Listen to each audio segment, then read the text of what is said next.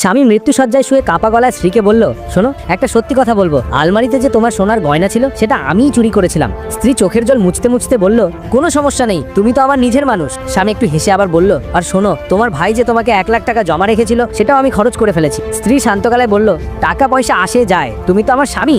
স্বামী এবার একটু সাহস নিয়ে বলল, তোমার কমিটির টাকাগুলোও আমি উড়িয়ে দিয়েছি। স্ত্রী হেসে বলল, তা নিয়ে কি হয়েছে, তুমি তো আমার ভরসা।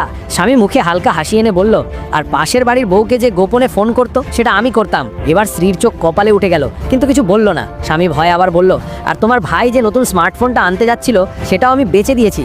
এবার স্ত্রী ঠান্ডা গলায় বলল, কোনো অসুবিধা নেই। স্বামী একটু হাঁপ ছেড়ে বলল, সত্যি, তুমি কিছু মনে করোনি? এরপর স্ত্রী যা বলল শুনলে হাসতে হাসতে তোমার পেট ব্যথা করবে, কিন্তু তার আগে যদি তুমি 3 সেকেন্ডের মধ্যে লাইক আর সাবস্ক্রাইব করো তাহলে আগামী 3 দিনের মধ্যে তুমি একটা সুখবর পাবে। 3, 2, 1 স্ত্রী মিষ্টি হেসে বলল, কোনো ব্যাপার না, তুমি যে মারা যাচ্ছ তোমাকে বিষ আমিই দিয়েছি।